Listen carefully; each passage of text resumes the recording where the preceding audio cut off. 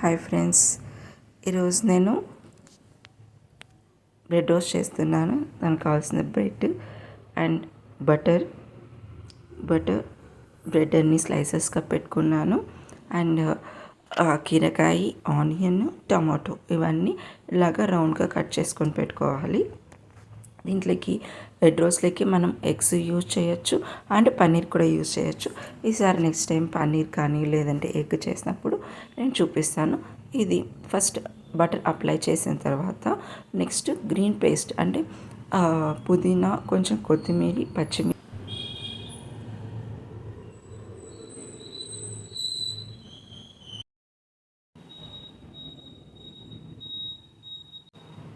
కొంచెం green colour paste అంతాను apply చేసేసి దాని తర్వాత మనము వెజ్జీస్ అన్నీ పెట్టాలి. ఫస్ట్ అప్లై చేయాలి అంటే బ్రెడ్ పైన కింద 2 సైడ్స్ పెడతాం కాబట్టి 2 సైడ్స్ బటర్ అప్లై చేసేసి పైన ఉండే బ్రెడ్కి అండ్ కింద ఉండే బ్రెడ్కి 2 బ్రెడ్స్ కూడా గ్రీన్ పేస్ట్ అంతా ఇలాగ నీట్గా అంతా అప్లై చేసేసిన తర్వాత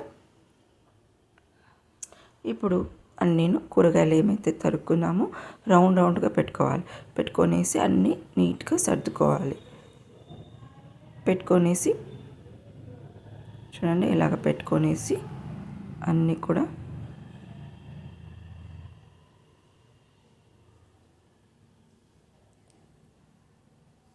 ఈరోజు నేను మా అబ్బాయి మాత్రమే ఇంట్లో ఉన్నాము. అందుకే జస్ట్ ఒక 4-5 చేసుకుంటున్నాము. మా ఆయన మా పాప ఇద్దరు లేరు, వాళ్ళు బయటికి వెళ్ళారు పని మీద. ఇది చూడండి ఫస్ట్ స్లైసెస్ అన్నీ వెజిటేబుల్స్ అన్నీ పెట్టాం కదా. పెట్టిన తర్వాత దీనిపైన కొంతమంది చాట్ మసాలా వేసుకుంటారు, పెప్పర్ పౌడర్ వేసుకుంటారు. నేనేం ప్రిఫర్ చేశానంటే మిరియాల పొడి. ఎందుకు మిరియాల పొడి అంటే ఈ వెజ్జీస్ అన్నీ మనకి కొంచెం తీయగా వస్తుంది అండ్ బ్రెడ్ కూడా మనకి తీయగా వస్తుంది కాబట్టి కొంచెం పెప్పర్ వేసామంటే కొంచెం స్పైసీగా ఉన్నట్టు ఉంటుంది కాబట్టి నేను పెప్పర్ పౌడరే నేను ప్రిఫర్ చేస్తాను.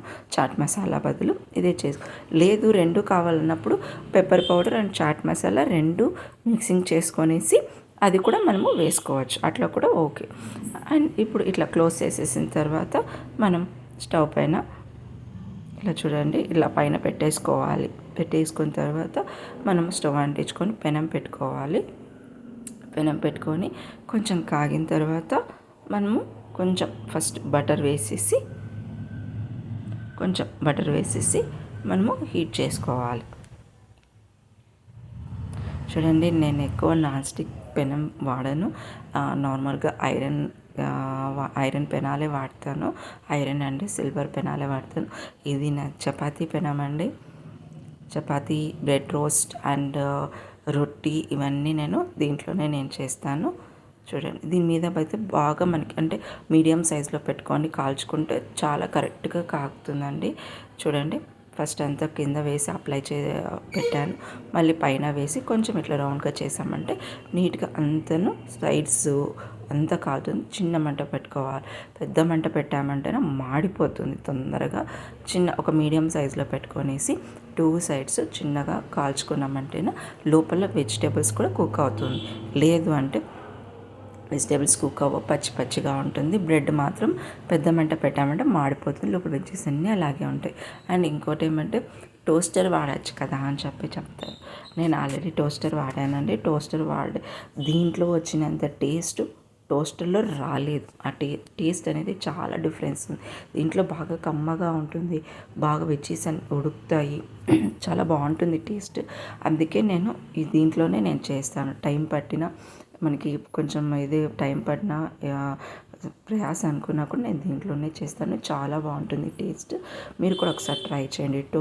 టోస్టర్లో కాకుండా బ్రెడ్ టోస్టర్లో కాకుండా దీంట్లో చేసామంటే పెనం మీద చేసామంటే అది ఇంకా ఐరన్ పెనం మీద చేసామంటే ఇంకా మనకి పర్ఫెక్ట్గా వస్తుంది, చాలా టేస్టీగా ఉంటుంది. చూడండి అది అయిపోయింది కదా, అది చేసుకుంటూ ఇటుపక్క ఇంకా కొన్ని రెడీ చేసుకుంటున్నాను అన్నమాట. మనకి ఎన్ని వెజిటేబుల్స్ కావాలంటే అన్ని వెజిటేబుల్స్ పెట్టుకోవచ్చు. మనకి ఇష్టమైనవి కూడా ఎక్కువ పెట్టుకోవచ్చు. చూడండి